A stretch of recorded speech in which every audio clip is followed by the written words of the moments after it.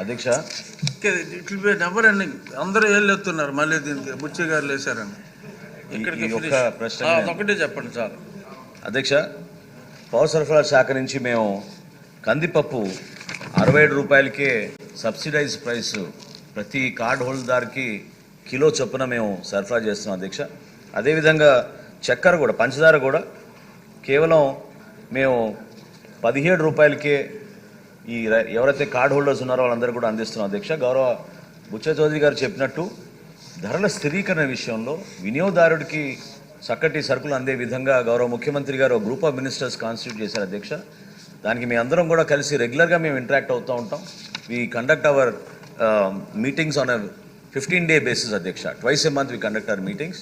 తప్పకుండా టమాటా ధరల విషయంలో కానివ్వండి, లేదా ఉల్లిపాయల ధరల విషయంలో కానివ్వండి, ఇతర సరుకుల విషయం, ఎస్పెషలీ పామ్ ఆయిల్ గురించి, సన్ఫ్లవర్ ఆయిల్ గురించి ఎప్పటికప్పుడు మేము ఇంటర్వెన్షన్ చేసి సప్లయర్స్ తోటి వాళ్ళందరితో కూడా మాట్లాడి రాష్ట్ర వ్యాప్తంగా ఈ సరుకుల పంపిణీలో ఎవరైతే పాపం కష్టపడి 4 రూపాయలు మిగలాలని కోరుకునే వినియోగదారులందరికీ కూడా ఈ సరుకు అందించే విధంగా మేము చర్యలు తీసుకున్నాం.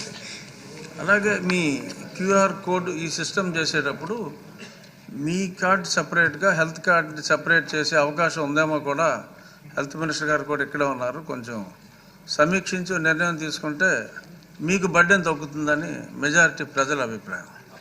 Question number 5 and 7 TG Bharat గారు. Honorable Speaker, sir.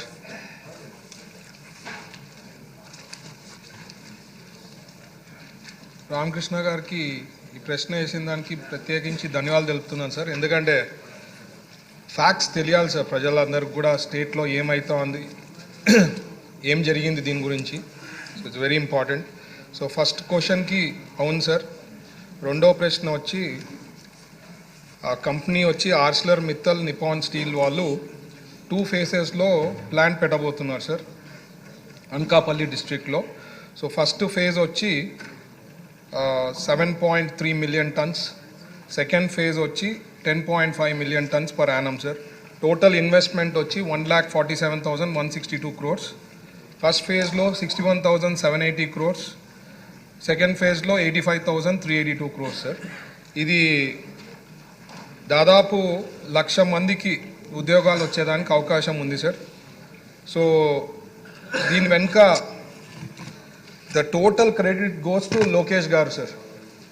ఎందుకంటానంటే 2018లో డావోస్లో world economic ఫోరంలో అప్పుడు ఆదిత్య మిట్టల్ గారిని కలచడం జరిగింది.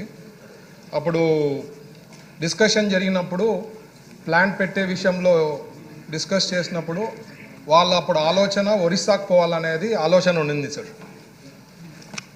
ఆబ్వియస్లీ 2019లో మన గవర్నమెంట్ వెళ్ళిపోయింది. అప్పుడు ట్రై చేశారు కన్విన్స్ చేసేకి, that didn't happen. So government వెళ్ళిపోయింది.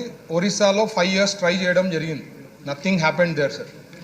తర్వాత మన గవర్నమెంట్ వచ్చిన తర్వాత జూమ్ కాల్లో సార్, జస్ట్ ఒక 45 minutes జూమ్ కాల్ మన లోకేష్ గారు మాట్లాడి ఆదిత్య మిట్టల్తో కన్విన్స్ చేసి ఈ ప్లాంట్, ఇంత పెద్ద ప్లాంట్ అంటే ఇప్పుడు విశాఖ స్టీల్ ప్లాంట్ సార్, మీకు తెలుసు హిస్టరీ, విశాఖ ఉక్కు ఆంధ్రుల హక్కు అని చెప్పి నినాదంతో చాలా మంది ప్రాణాలు కూడా కోల్పోయినాయి. 30 members పైన కూడా ప్రాణాలు త్యాగం చేశారు ఆ స్టీల్ ప్లాంట్ తెచ్చుకునేదానికి.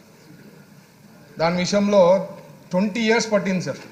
1970 నుంచి 1990 పట్టింది, 20 years పట్టింది. బట్ ఇక్కడ మన టార్గెట్ ఏమంటే సార్, వితిన్ 2028 లోపల కంప్లీట్ చేయాలని చెప్పి చంద్రబాబు గారు వాళ్ళని రిక్వెస్ట్ చేయడం జరిగింది. సో దాని తగ్గట్టుగా